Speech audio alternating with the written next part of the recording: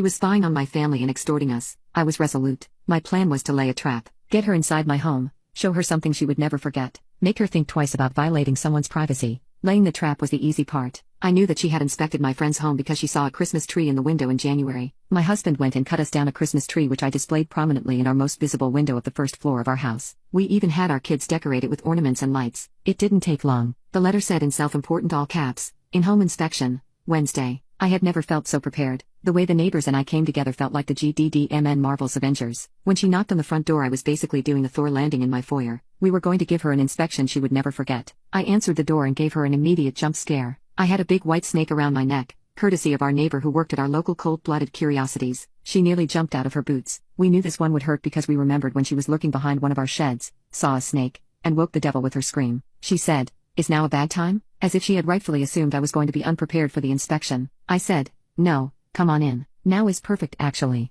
Satan was just needing a little enrichment. Mrs. Kolaski took a hesitant step into my home, never taking one eye off the snake. She wrote something down behind her clipboard, clearly to figure out later how to charge me money for naming my snake Satan. The next thing she noticed was the art. We had taken down the family portraits, replacing them all with crudely drawn occult symbols and satanic sigils. We had candles burning and a looping close-up of a goat head playing on the living room TV. She took more notes as I brought her into the garage. I flipped on the light and she tried to hold in her scream. My husband and I had used duct tape to draw out a large inverted pentagram on the floor. We had surrounded it with scented candles. It looked like a sacrificial chamber for the occult in there. That was my children's cue to run out from behind the storage bins. We had run through this a million times. I dressed them up in all black and told them to take Mrs. Kolaski's hand. They were laughing hysterically. I mean, they had no idea what we were doing, as they grabbed her and tried to bring her closer to the inverted pentagram on the floor. She dropped her clipboard and screamed as I went to put the snake around her neck. I haven't heard from officious old Mrs. Kolaski since. I know that at this point she has seen our satanic temple flag flying from our front porch, but she knows as well as I do that religious symbols cannot be regulated by the HOA. Did I go overboard?